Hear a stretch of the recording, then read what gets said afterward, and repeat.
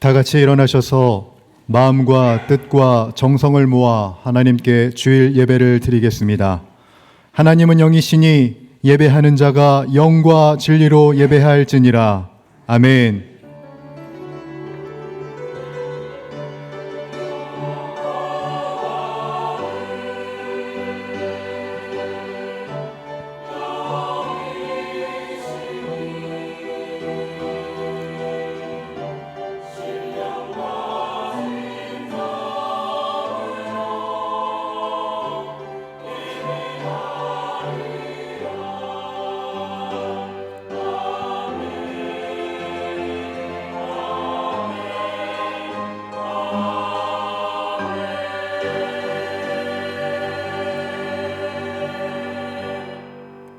세상 모든 역사를 주관하시는 하나님 아버지, 늘 저희를 주님 품으로 인도하여 주시고 거룩한 주일 하나님께 예배드리게 하시니 감사합니다. 성령 하나님, 이곳에 임재하여 주셔서 이 시간 온 마음과 정성을 다하여 드리는 이 예배를 받아 주시옵소서. 저희의 심령 속에 구원의 기쁨이 회복되는 귀한 시간 되게 하여 주옵소서. 예수 그리스도의 이름으로 기원하옵나이다. 아멘. 지난 한 주간의 삶을 돌아보고 하나님과 사람 앞에 지은 모든 죄를 고백하는 참회의 기도를 드리겠습니다.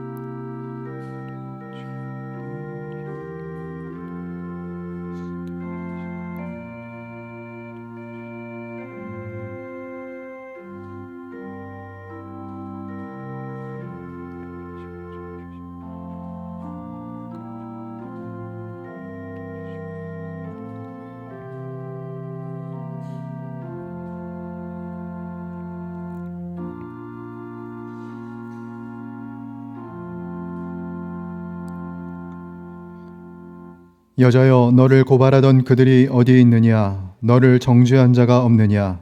대답하되 주여 없나이다. 예수께서 이르시되 나도 너를 정죄하지 아니하노니 가서 다시는 죄를 범하지 말라 하시니라. 아멘. 다 함께 찬송가 9장 부르겠습니다.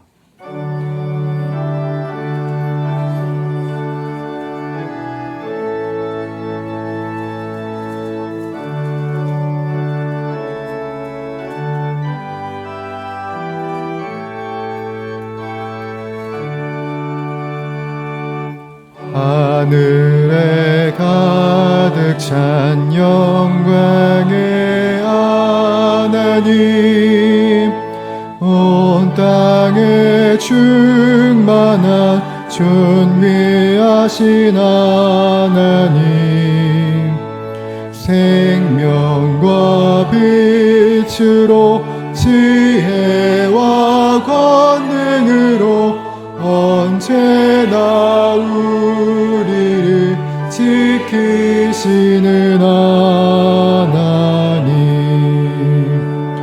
성부와 성자와 성령 삼위의 하나님,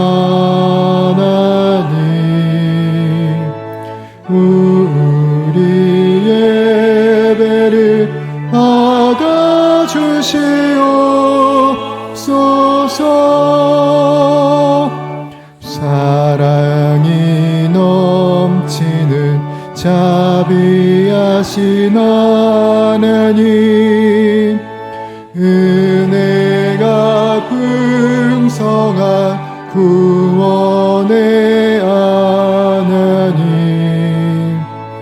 자매의 심령에 평안을 주시옵고 죄악과 어물을 용서하여 주소서.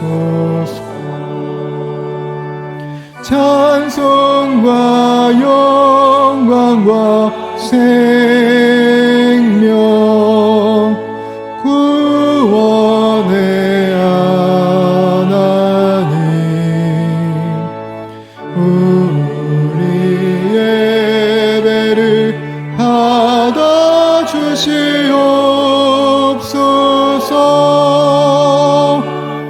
연약한 심령을 굳게 세워주시고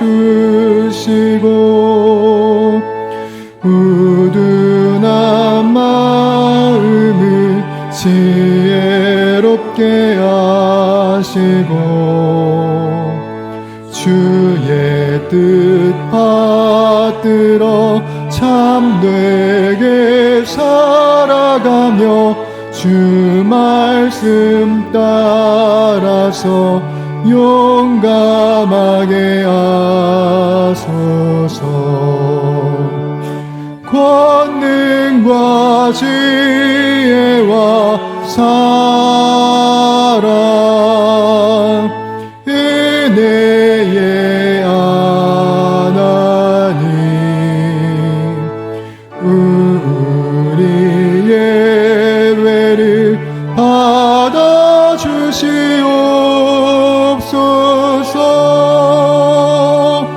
주 앞에 나올 때 우리 마음 기쁘고 그 말씀 힘되어 새 희망이 솟는다. 고난도 슬픔도 이기게 하시옵고 영원에 잇대어 살아가게 하소서. 우리의 자랑과 기쁨 생명의 하나님, 우리 예배를 받아 주시옵소서.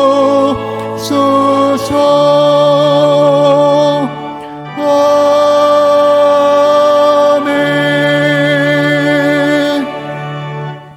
사도신경으로 우리의 신앙을 고백하겠습니다. 나는 전능하신 아버지 하나님, 천지의 창조주를 믿습니다. 나는 그의 유일하신 아들, 우리 주 예수 그리스도를 믿습니다. 그는 성령으로 잉태되어 동정녀 마리아에게서 나시고 본디오 빌라도에게 고난을 받아 십자가에 못 박혀 죽으시고 장사된 지 사흘 만에 죽은 자 가운데서 다시 살아나셨으며 하늘에 오르시어 전능하신 아버지 하나님 우편에 앉아 계시다가 거기로부터 살아있는 자와 죽은 자를 심판하러 오십니다. 나는 성령을 믿으며 거룩한 공교회와 성도의 교제와 죄를 용서받는 것과 몸의 부활과 영생을 믿습니다. 아멘. 다 함께 자리에 앉아서 기도하실 때 주영주 안수 집사님께서 기도 인도하시겠습니다.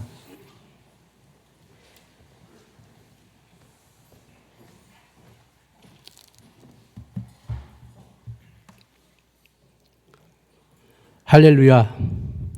사망 권세 이기고 부활하시어 영원한 생명을 주신 주님, 따스한 햇살과 꽃향기로 대지를 덮으시고 우리의 메마른 영혼에도 주님의 향기가 흘러넘치게 하시오니 감사합니다. 이 시간 신실한 마음으로 주님전에 나온 모든 성도들이 봄의 기운을 받은 새싹처럼 마음을 열고 새로운 회복을 기대하는 복된 예배의 시간이 되도록 인도하여 주옵소서. 사랑의 주님, 우리 교회가 세상의 빛과 소금이 되어 하나님의 사랑을 전하는 통로가 되고 서로 사랑하고 섬기는 가운데 영혼과 생명을 살리는 공동체가 될 수 있도록 동행하여 주시니 감사합니다.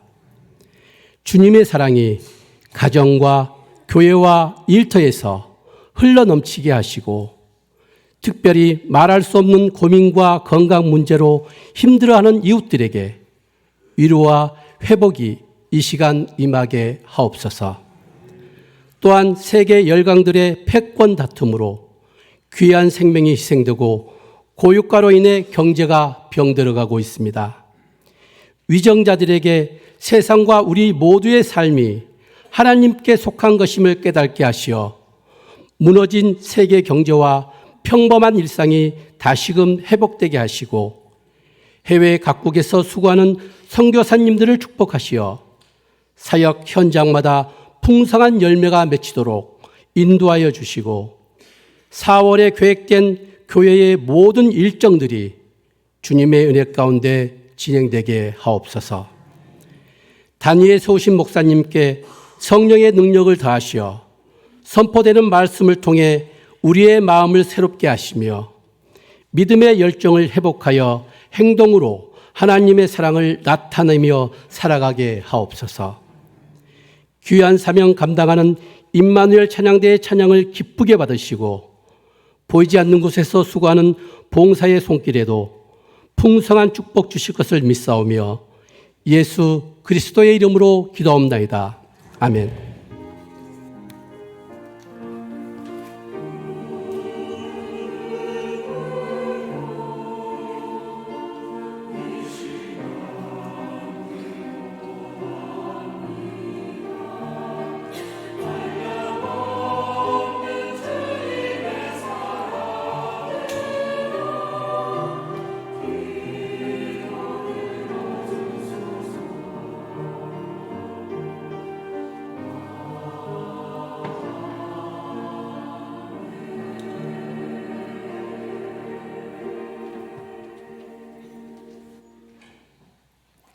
오늘 우리에게 주시는 하나님의 말씀은 창세기 27장 15절에서 27절 말씀입니다.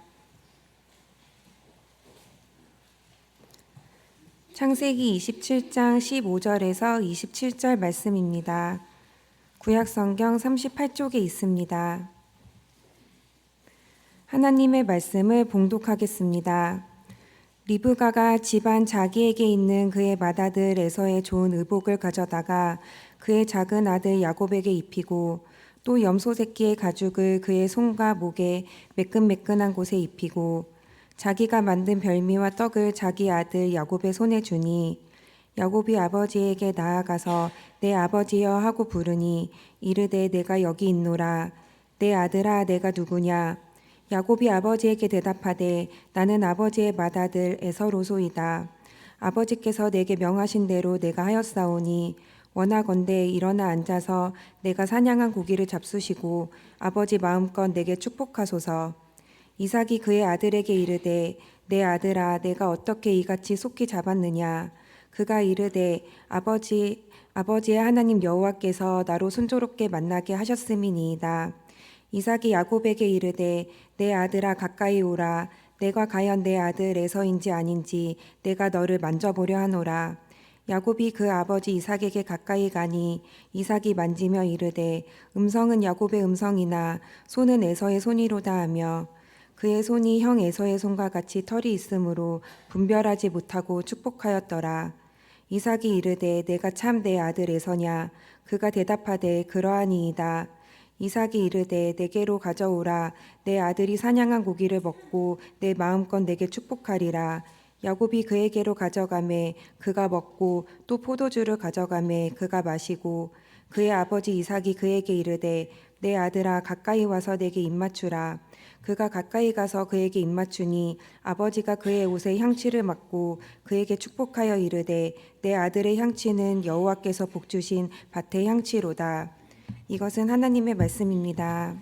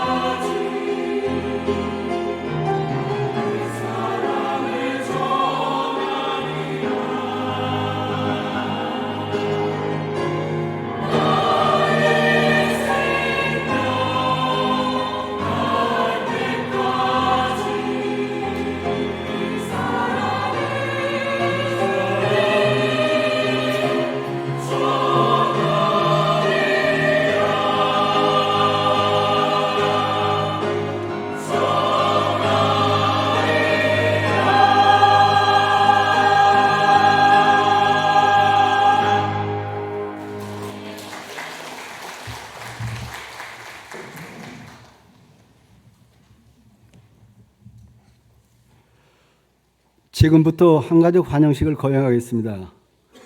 오늘 환영식에 참여한 분은 한가족 교육과정을 거쳐 정식으로 우리 교회 성도가 되었습니다. 이 시간 호명할 때 자리에서 일어서 주시면 감사하겠습니다. 존칭은 생략하겠습니다.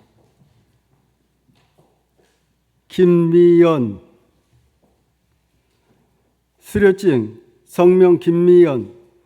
이 사람은 본교회 한가족 교육 과정을 마치셨기에 본 증서를 수여합니다. 2026년 4월 19일 용인 영락교회 성도 일동. 수료증과 선물을 드릴 때 박수로 축하해 주시기 바랍니다. 이제 다 함께 환영하는 마음으로 축복합니다를 찬양하겠습니다.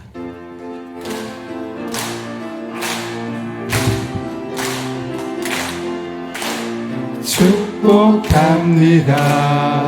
주님의 이름으로 축복합니다. 주님의 사랑으로 이곳에 모인 주의 거룩한 자녀에게 주님의 기쁨과 주님의 사랑이 충만하게 넘치기를 우리 함께 축복하며 God bless you. God bless you. God bless you. 축복합니다. 주님의 사랑으로. 우리 함께 축복의 박수 부탁합니다. 네, 감사합니다. 자리 잠깐 앉으시죠. 네, 끝나고 나서 또 잠깐 뵙도록 하겠습니다. 되게 머쓱해 하셨는데 네, 오늘 이렇게 오랜만에 제가 2주 만에 뵈서 그런지 몰라도 박수를 공격적으로 치신 것 같습니다. 네, 그래도 보기 좋습니다. 이 시간 주부를 참고하실 때 여러분 앞에 귀의 소식 전하도록 하겠습니다. 우리 교회를 방문하신 모든 분들 주님의 이름으로 환영합니다. 등록 원하시는 분 말씀하시면 저희가 친절하게 도와드리겠습니다. 우리가 금요일 날, 이제 매월 첫째 주 금요일 날은 드림 기도회라고 해서 전 8시에 본당에서 기도회를 갖게 됩니다. 월초 새벽 금식 기도회를 이제 금요 드림 기도로 바꿔서 조금 더 기도를 깊게 오래 하자라는 마음으로 이제 5월 1일 날 이제 시작하게 되는데요. 여러분 적극적으로 시간을 내어서 함께 기도 시간에 동참해 주시기를 부탁드립니다.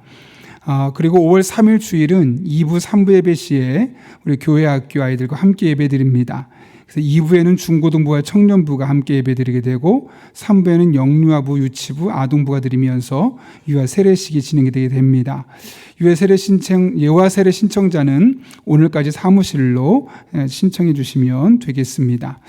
과거와 다르게 세례교인의 자녀로서 6세까지, 과거는 2세였는데 6세까지 확정됐던 사실 기억하시면서 세례를 신청해 주시면 되겠습니다. 안수집사의 수련회가 4월 25일 토요일에 오전 8시에 출발하게 됩니다. 그동안 각자 사정으로 다 모이지 못했던 안수집사님들 꼭 모이셔서 함께 더 즐겁게 교제하는 시간을 가졌으면 합니다. 시니어, 즉 어르신들의 봄 소풍이 4월 28일 화요일에 있습니다.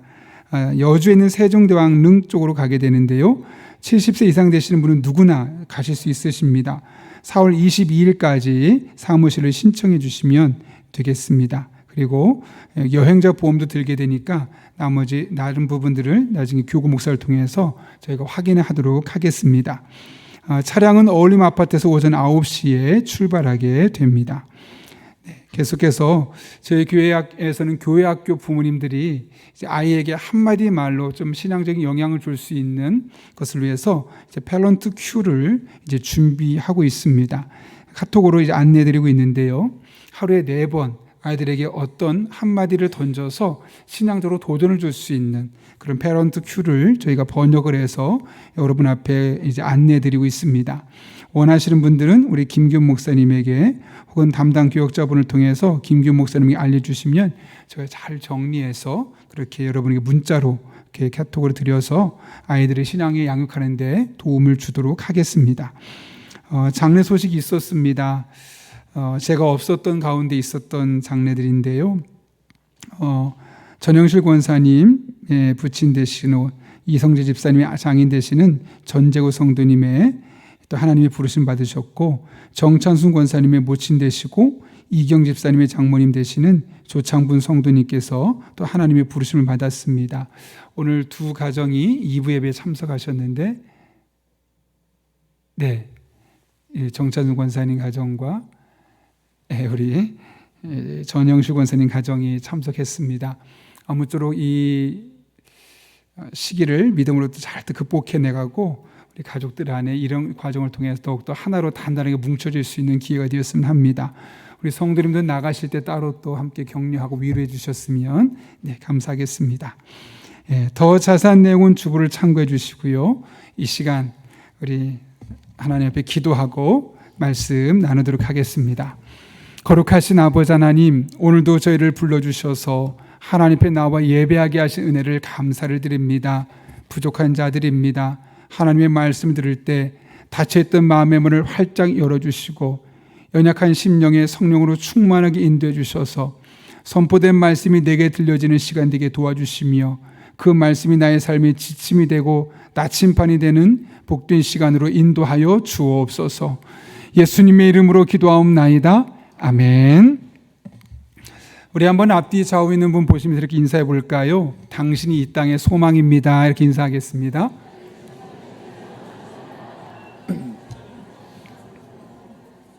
예, 한 주 지나고 저희가 지난 주간에 사실은 버스에서 예배를 드렸습니다. 그러고 나서 오늘 이렇게 예배를 드리니까 너무 여러분 얼굴 보니까 기분이 좋습니다.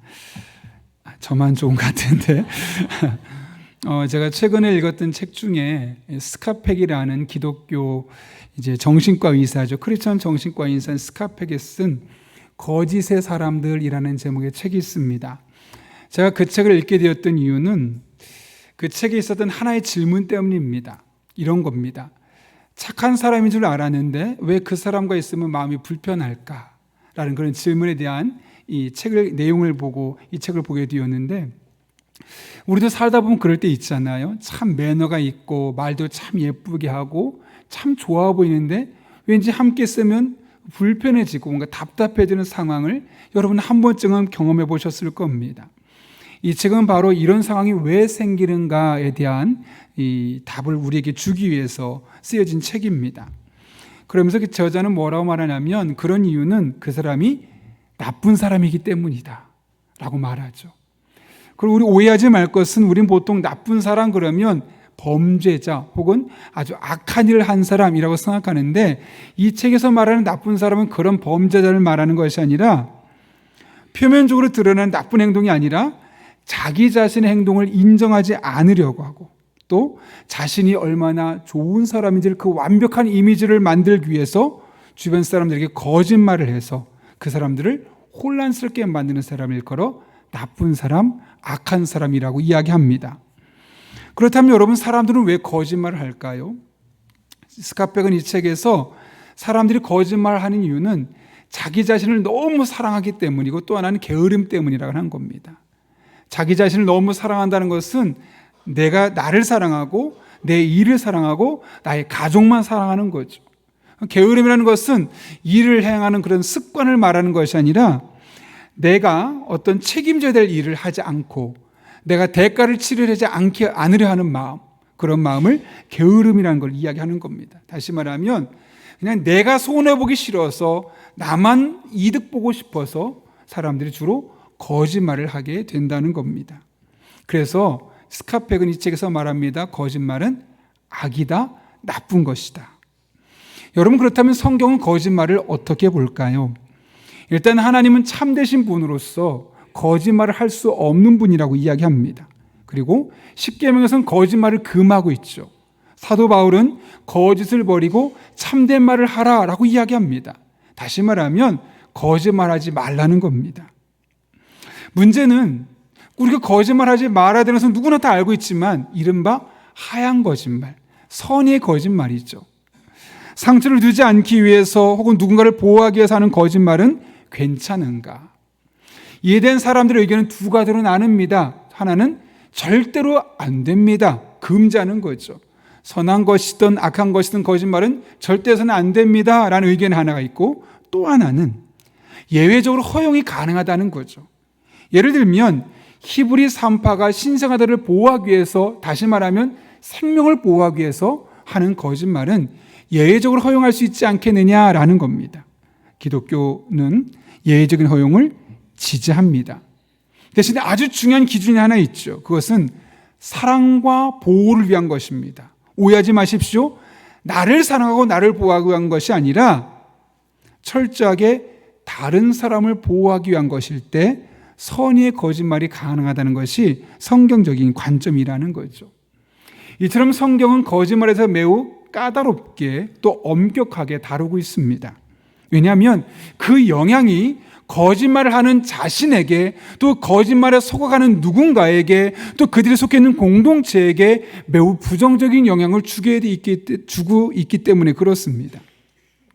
오늘 본문에서도 이 같은 사실을 확인할 수 있는데요. 본문은 야곱이 아버지 이삭에게 거짓말하는 장면을 여과 없이 적나라하게 보여주고 있습니다. 왜냐하면 거짓말이 얼마나 무서운 것이고 거짓말을 피해야 될지를 우리에게 보여주기 위해서죠. 모세는 본문에서 거짓말이 가지고 있는 치명적인 특징 두 가지를 이야기하는데, 첫 번째로는 거짓말은 또 다른 거짓말을 자꾸 만들어낸다는 겁니다. 여러분, 거짓말은 한 번 시작되면 반드시 또 다른 거짓말로 이어지게 되어 있습니다. 오늘 야곱이 그랬죠. 19절을 보면 야곱은 내가 누구냐라고 묻는 아버지 이삭에게 자신이 맏아들 에서입니다 라고 첫 번째 거짓말을 합니다. 문제는 그렇게 넘어가면 괜찮은데 아버지 이삭이 이상하게 생각합니다. 그리고 나서 아니 네가 사냥을 나갔는데 어떻게 그렇게 금방 돌아올 수 있었느냐? 라고 다시 한번 묻습니다. 그랬을 때 야곱이 20절에서 이렇게 이야기합니다. 하나님께서 도와주셨습니다. 두 번째 거짓말로 이어지고 있습니다. 근데 이게 끝이 아니죠. 뭔가 이 야곱의 소리를 듣고 나서 이삭이 이상하게 생각합니다. 목소리가 야곱이라는 거죠. 그래서 그에게 다시 한번 묻습니다. 네가 정말 내 아들 에서가 맞느냐? 그랬더니 야곱이 뻔뻔하게 세 번째 거짓말을 합니다. 24절이죠. 그러하니이다. 이렇게 야곱은 무려 세 번에 걸쳐서 아버지를 속여가고 있습니다. 여러분, 왜 성경이 야곱이 세 번이나 아버지를 속였다는 사실을 보여주고 있는 걸까요? 3은 완전수죠. 다시 말하면 야곱은 아버지가 자신의 거짓말에 완전히 속아 넘어갈 때까지 계속해서 거짓말했다는 겁니다.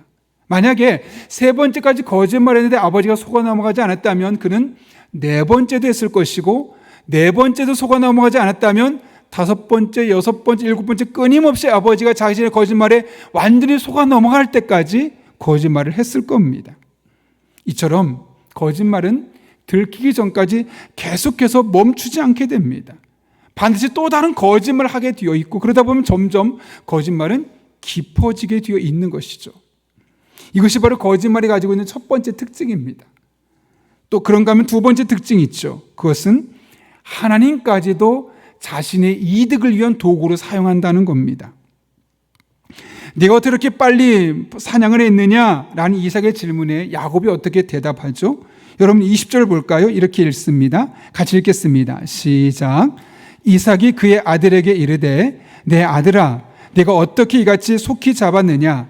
그가 이르되 아멘. 야곱은 아주 천연덕스럽게 하나님의 이름을 들먹여가며 거짓말을 합니다.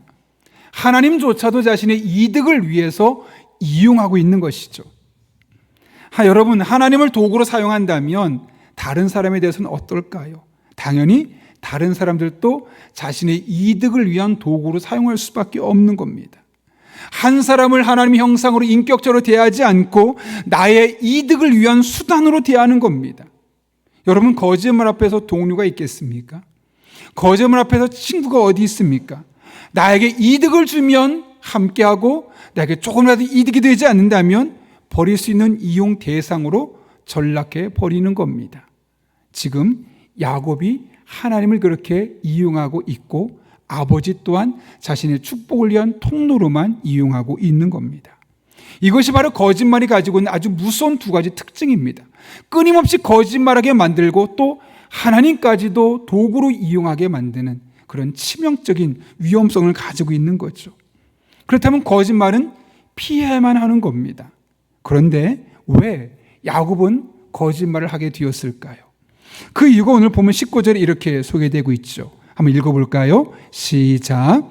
야곱이 아버지에게 대답하되 나는 아버지의 맏아들 에서로소이다.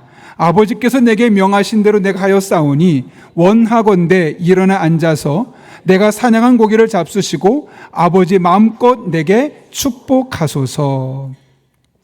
야곱은 아버지 이삭에게 나를 마음껏 축복해 주십시오라고 이야기합니다. 여러분, 마음껏 축복해 달라니까 아버지 마음대로 알아서 하십시오라고 느껴지죠. 그러나 원문은 그렇지 않습니다. 이 마음껏이라는 단어가 영혼이라는 뜻을 갖고 있습니다. 다시 말하면 나를 축복하되 대충 하지 마시고 아버지의 영혼을 갈아 넣어서 영혼을 듬뿍 담아서 나를 축복해 주십시오 라고 요청하고 있는 겁니다. 이처럼 야곱에겐 유독 복받고 싶은 본능이 강렬했습니다.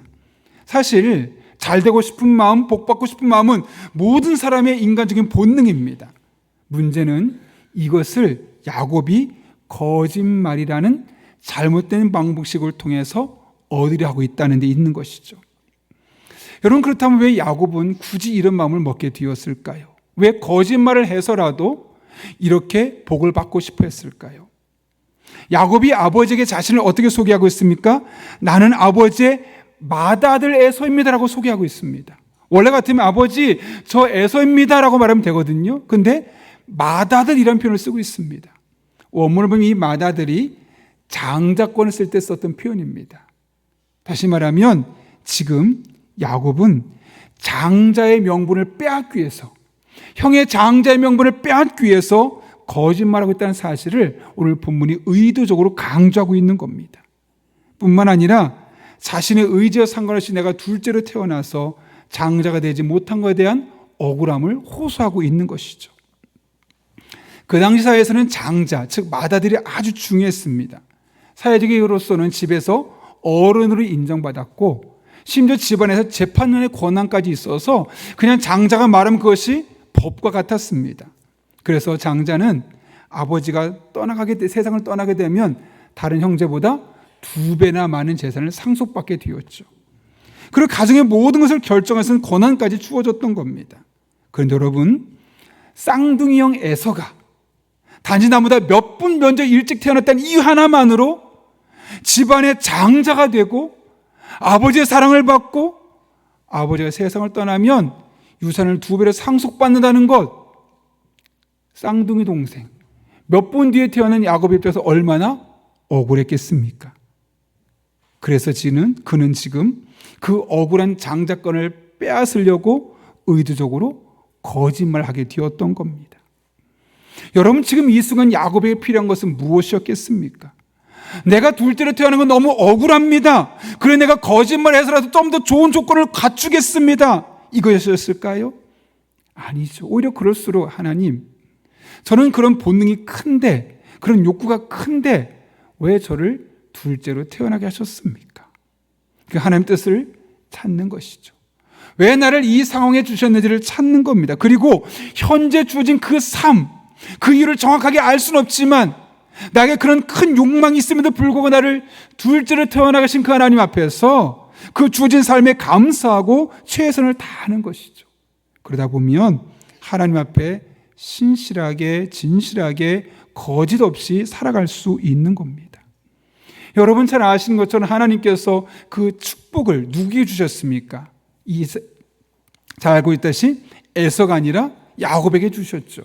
그러면 이 축복은 당연히 그에게 올 수밖에 없는 겁니다. 그럼 굳이 거짓말하지 않아도 자기에게 주는 그 환경에 순응하며 믿음으로 살아가면 하나님이 그를 축복할 수밖에 없는 것이죠. 근데 그는 그를 기다리지 못하고 자기에게 주는 상황을 억울하게 생각하면서 거짓말을 해서라도 자기 힘으로 그것을 획득하려 하다 보니 이런 문제가 생길 수밖에 없었던 것이죠. 근데 저에게도 그런 때가 있었습니다. 만약 내가 시골이 아닌 서울에서 태어났었다면, 내가 조금 더 부잣집에서 태어날 수 있었다면, 내가 마음 놓고 공부할 수 있는 환경에서 자라났다면, 그리고 지금처럼 약간 소극적인 성격이 아니라 카리스마 있는 성격으로 태어났다면, 그렇다면 지금보다 조금 더 설교도 잘하고 목회도 잘할 수 있었을 텐데 하나님 왜 이렇게 하셨을까? 이렇게 생각했던 적이 꽤 많습니다. 그런데 그런 생각이 문제를 해결해 주지 않더라고요. 오히려 더 억울합니다. 그러면 그럴수록 나보다 더 좋은 환경에서 살고 있는 사람, 더 좋은 조건에서 일하고 있는 사람을 바라보면서 억울함만 더 커지는 거예요. 더 우울해지는 거예요. 정답이 아니었습니다. 예전에 아내가 저에게 그런 얘기를 한 적이 있습니다. 만약 자신이 세상을 먼저 떠나면 빨리 다른 여자랑 결혼하라고. 왜 웃으십니까? 그래서 잠깐이지만 생각해 본 적이 있습니다. 제가 혼자 살지 못할 것 같으니까 그런 말 한 것 같은데요. 그럼 다른 사람 만나면 행복할까? 다른 사람 만나면 아내가 없는 곳에 있으니까 더 잘 살 수 있을까? 단순히 아내가 세상을 떠나가는 이유가 아니라 아예 다른 여자를 만났으면 내가 더 잘 살았을까? 생각해 보니까 물론 아내에게 없는 면이 있기 때문에 좋은 면도 있겠지만 또 아내에게 있는 면이 없기 때문에 더 힘든 면이 당연히 있을 거라는 생각이 듭니다. 그때 내린 결론이 있습니다.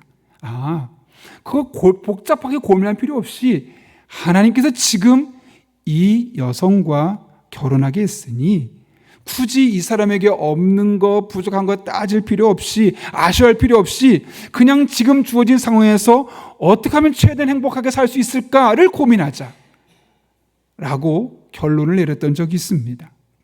여러분, 우리 인생이 그렇지 않습니까? 지금 나의 상황을 누군가의 조건을 비교하게 되면 사실 우리는 늘 억울한 모습밖에 생각나지 않습니다. 나도 조건만 좋았으면, 나에게 이것만 있었으면 그 사람보다 훨씬 더 잘할 수 있는데 하나님 왜 그걸 나에게 안 주셨지? 저 사람은 나보다 못하는데 왜 저 사람은 저걸 주셨지? 막 그런 마음이 계속 생길 수밖에 없는 겁니다. 원망스러울 수밖에 없죠. 이렇게 우리는 조금 더 갖고 싶고 지금보다 조금 더 누리며 살아가고 싶습니다. 그러나 그런 마음은 신앙생활에 별 도움이 되지 않죠. 야곱이 억지로 자신의 삶을 바꾸려고 거짓말했던 것은 우리 또한 잘못된 것을 선택할 수밖에 없는 겁니다. 오죽하면 바울이 이렇게 말했을까요? 자족하는 마음이 경건에 큰 유익이 된다. 디모데전서 6장 6절부터 10절 말씀이죠. 같이 한번 천천히 읽어볼까요? 시작. 그러나 자족하는 마음이 있으면 경건은 큰 유익이 되느니라. 우리가 세상에 아무것도 가지고 온 것이 없음에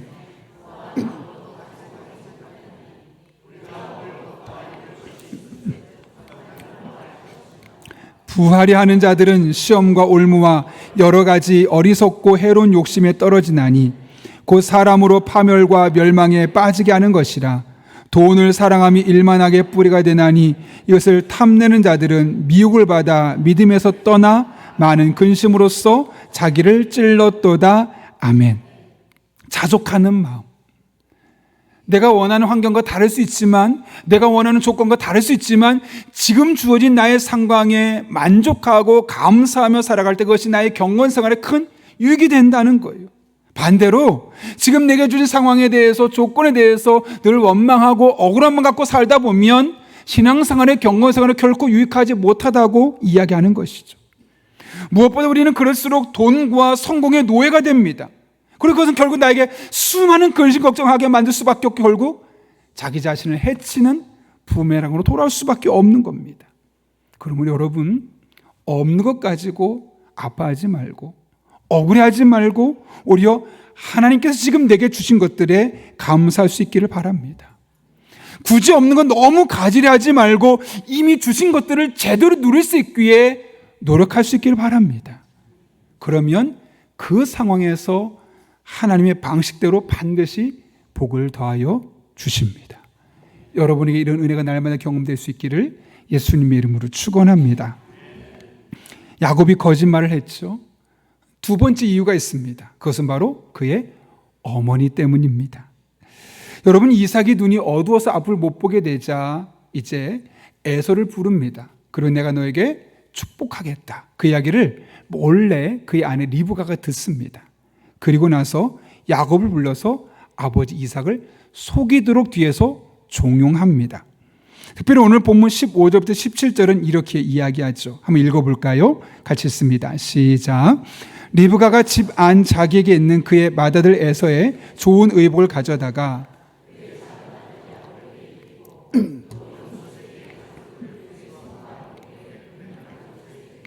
자기가 만든 별미와 떡을 자기 아들 야곱의 손에 주니.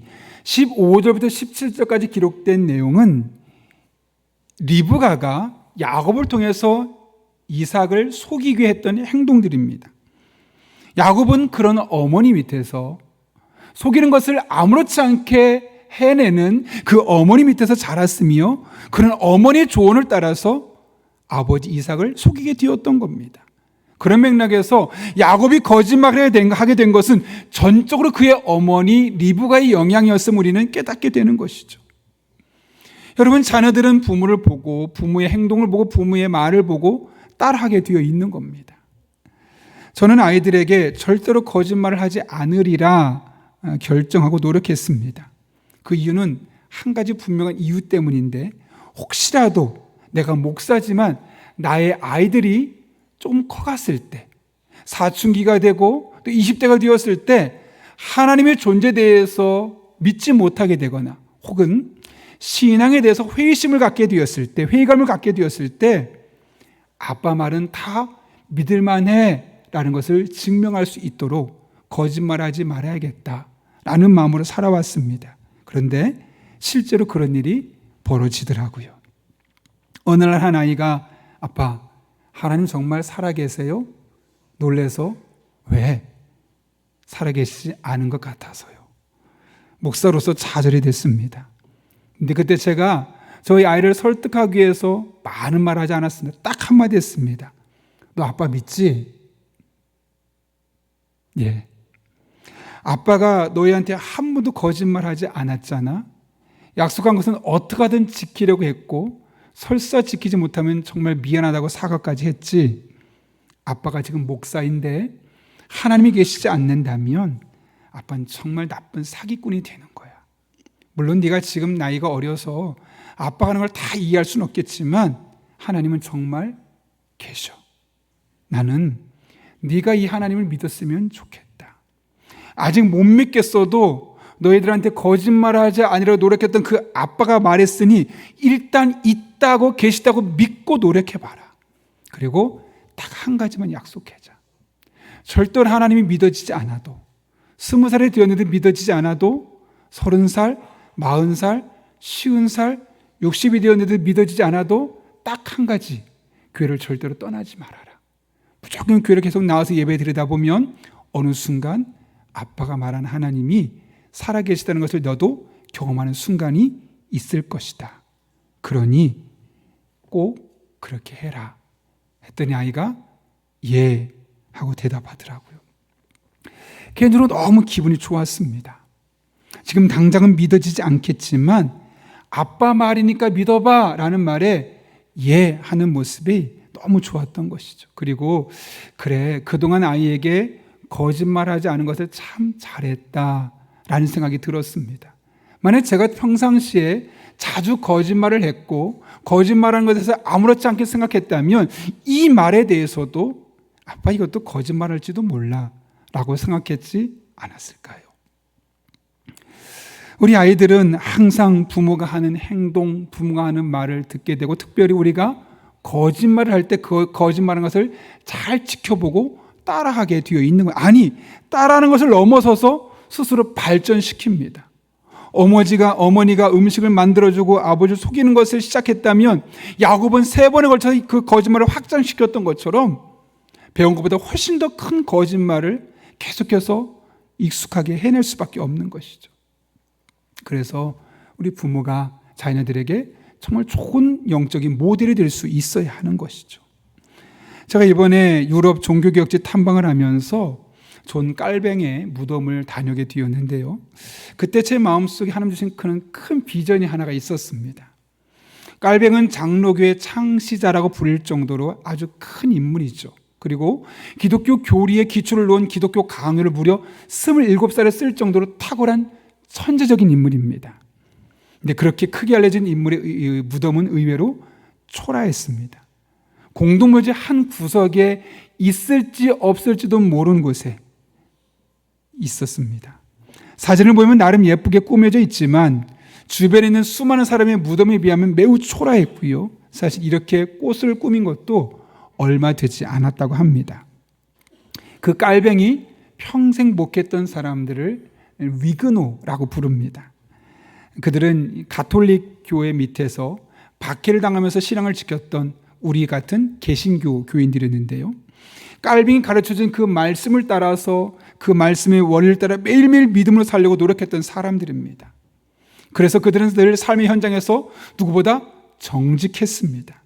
누구보다 성실했습니다. 그래서 각각의 분야에서 전문가들이 꽤 많았습니다.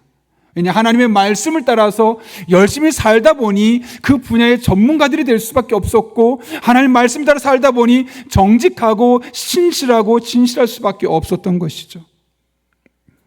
천주교에서 개신교가 탄압을 받던 시기에 프랑스에서 신앙생활했던 이들은 루이 14세의 박해를 기점으로 큰 학살을 당했습니다. 위그노파 목사는 모두 죽여버렸고요. 남자들은 평생 거룻배 노전일을 시켰는데 노 하나의 무게가 무려 130kg나 됩니다. 여성들은 종신정에 처했고 어린아이들은 일상생활에 불가능하도록 수도원에 가둬버렸습니다. 그런 핍박 때문에 무려 30만 명이 되는 이 위그노들이 신앙의 자유를 찾아서 영국으로 독일로 네덜란드로 떠났죠. 200년 동안 위그노에 대한 핍박은 가톨릭에서 계속해서 진행될 수밖에 없었고 그 당시에 1700명 중에 있었던 이 프랑스 인구 중에 약 400만 명이 위그노였죠. 개신교인들이었죠. 그들이 이곳저곳 떠나게 되었습니다. 그로 인해서 입은 프랑스의 손실이 아주 컸다고 합니다. 왜냐? 성실하고 정직하고 전문가들이 다 다른 나라로 떠나버리니까 나라가 시끄러지는 거죠. 오염되는 겁니다. 거짓이 판을 치고 일을 잘하시는 사람들이 없어지게 되고 게으른 사람들이 많아지고, 당시 위그너들이 얼마나 신실했는지 유럽 여러 나라에서 제발 우리나라에도 위그너들을 보내달라고, 사실 보내준 게 아니라 이들이 그것으로 박필피해서 떠나게 된 건데, 그들이 가는 곳마다 너무 마을이 달라지는 거예요. 그 마을이 정직해지고 거짓말이 사라지고 도덕적이고 근면의 도시로 바뀌어지는 걸 보면서 유럽의 여러 나라들에서 제발 위그너들을 우리나라로 보내달라고 요청할 정도로 많은 콜링이 있었다는 겁니다. 얼마나 그들이 진실했으면, 그들이 얼마나 성실했고 근면했으면 그런 일들이 있었겠습니까? 그냥 도시 자체가 그들 때문에 확 바뀌어버리는 겁니다. 말 그대로 성시, 거룩한 도시로 바뀌어지게 되었던 것이죠. 철저한 깔뱅주의자였던 위그너들은 세상 속 오직 하나님의 진리만을 따랐고 그 진리를 따라서 순교를 감당했습니다. 그곳에서 파리 개신교인 위그너들의 이야기를 들으며 또 돌아와서 책을 좀 읽어나가면서 우리 교회가 용인 지역에서 그런 교회가 되었으면 좋겠다 하는 꿈이 생겼습니다. 이 시대가 지나고 나서 후대가 혹은 누군가가 우리 교회를 평가할 때 용인영락교회가 있어서 용인 지역이 거룩한 도시가 될 수 있었습니다.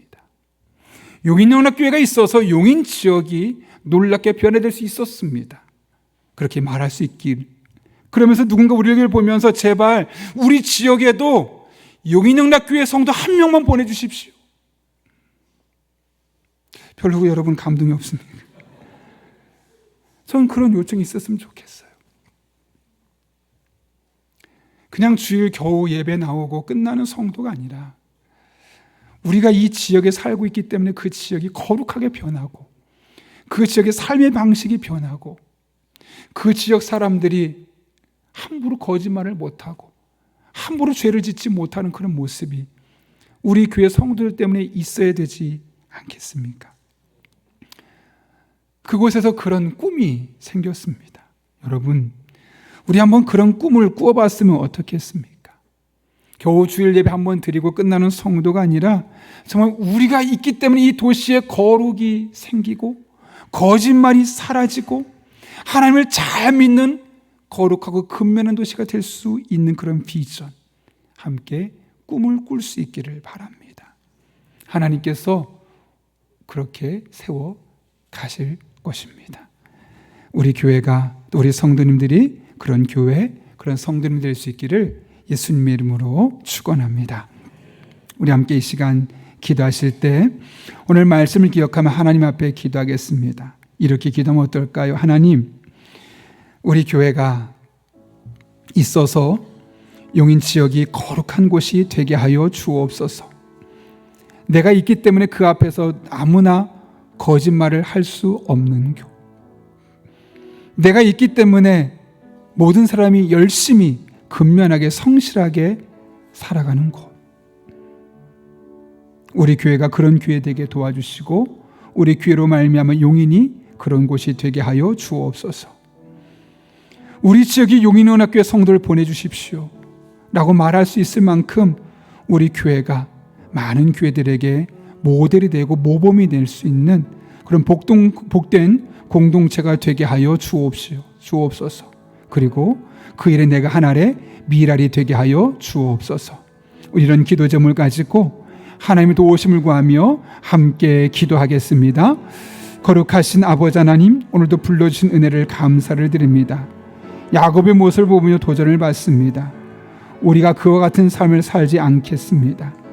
아버지 하나님 앞에서 우리 교회가 있어서, 우리 교회 성도들이 있어서 이 지역이 거룩한 도시가 되고, 이 지역에 내가 있어서 거짓말하던 사람이 거짓말에 하던 입을 닫고, 게으르던 사람들이 나 때문에 성실하게 일하는 그런 도시, 그런 하나님의 통치가 이루어지는 거룩한 도시가 되게 도와주시고, 누군가가 우리 지역의 용인영락교회 성도들을 보내주십시오 라고 요청할 수 있는 그런 교회, 그런 성도, 또 그런 목회자가 될 수 있도록 은혜를 베풀어 주옵소서. 그래서 우리가 이 땅을 살아가면서 겨우겨우 내 믿음을 간수하기도 힘든 것이 아니라 누군가에게 영향을 줄 수 있는, 우리의 믿음을 추스릴 뿐만 아니라 다른 누군가의 믿음에게 선한 영향을 끼칠 수 있는 그런 믿음의 사람들로 살아갈 수 있도록 은혜를 베풀어 주옵소서. 그렇게 우리 성도들을 붙잡아 주시고 우리 교회가 그런 교회 되게 도와주시고 우리 교회가 이 지역의 빛과 소금의 역할을 온전히 감당할 수 있도록 은혜의 은혜를 더하여 주옵소서. 그렇게 주님만을 바라보며 의지하며 나갑니다. 주님 능력으로 역사하여 주옵소서. 거룩하신 아버지 하나님, 오늘도 우리를 주님 전에 불러주셔서 함께 말씀 붙들고 기도할 수 있게 하신 은혜를 진심으로 감사를 드립니다. 특별히 우리 교회가 이 지역에 있고 우리 성도가 있음으로 말미암아 거짓을 말하던 사람들이 입을 닫게 하시고 게으르던 사람들이 성실하게 도와주시고 근면한 도시가 되게 도와주시고 그렇게 하나님의 법칙이 다스리는 하나님의 거룩한 도시로 바뀌어지는 놀라운 은혜가 있게 하여 주옵소서. 무엇보다 누군가가 우리 교회 성도들을 보며 제발 우리 지역에 용인영락교회 성도들을 보내주십시오 라고 부탁할 만큼 우리 교회 성도들이 믿음 안에 든든히 세워지게 도와주시옵고 자신의 믿음 하나 간수하는 데 벅차는 것이 아니라 다른 누군가의 믿음을 돌아보며 그들의 믿음에 선한 영향을 끼칠 수 있는 복된 성도님들도 성장하고 자랄 수 있도록 은혜를 베풀어 주옵소서. 그런 교회 되게 하시고 그런 성도 되게 도와주시고 또 그런 목회자들 되게 하여 주옵소서. 예수님의 이름으로 기도하옵나이다. 아멘. 우리 다 함께 찬송가 308장 부르실 때 마지막 절에 일어서서 봉헌하시겠습니다.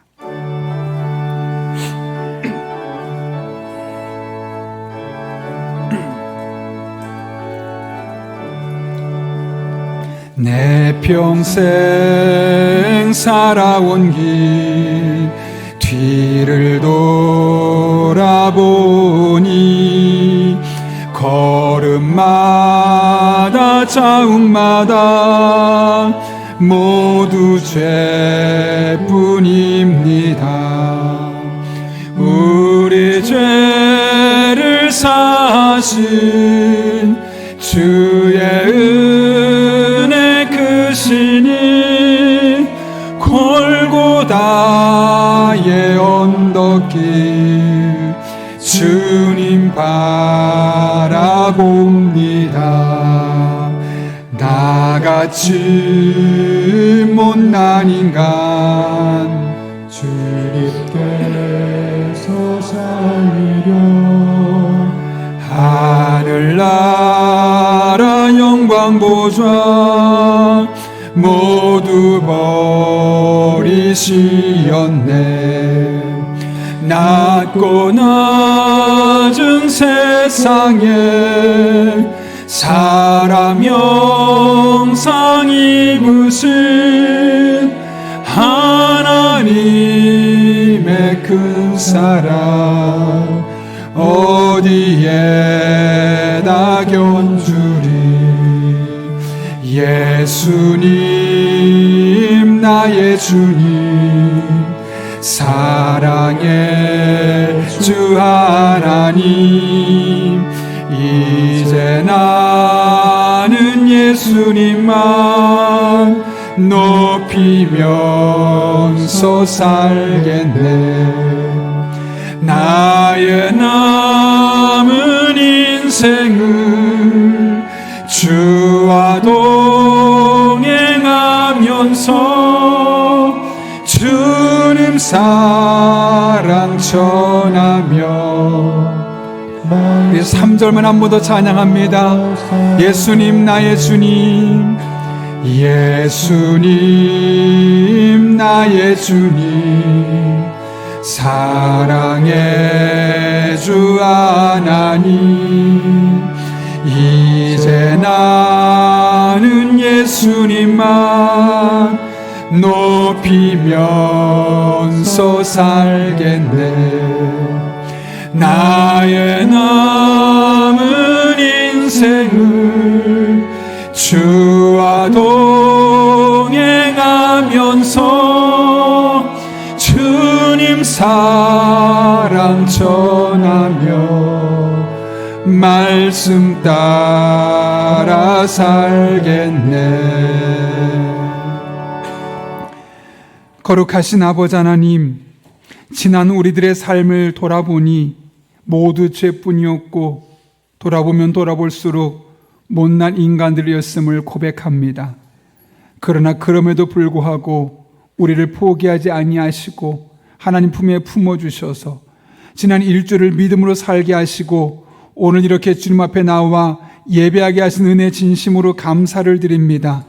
이 모든 것이 하나님의 은혜로 우리에게 주어진 것임을 알기에 오늘 우리가 빈손으로 나오지 아니하고 하나님을 향한 믿음의 고백, 사랑한 마음을 듬뿍 담아 다양한 제목들 예물들을 드리오니 이 모든 예물 기쁘게 받아 주시옵고 우리 성도 한 분 한 분의 삶 가운데 하나님의 풍성한 은혜와 사랑으로 충만케 하여 주옵소서. 우리 성도들의 피와 땀과 눈물이 담겨있는 예물들입니다.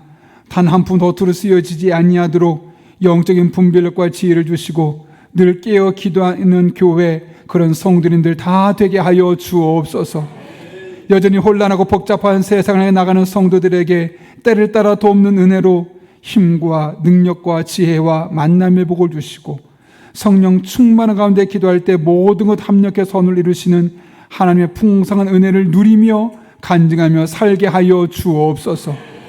어디에서 무엇을 하든 눈동자처럼 지켜주시고 날개의 그늘 안에 품어주셔서 정말 하나님의 풍성한 은혜 안에 흡족한 일상을 살 수 있는 복된 성도님들 되게 도와주셔서 살아가는 일상이 감사가 되게 하시고 감격스럽게 하여 주옵소서.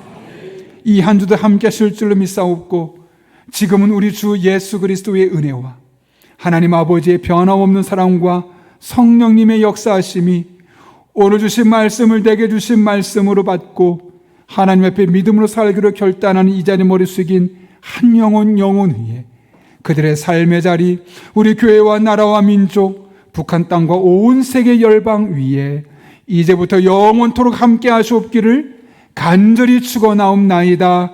아멘.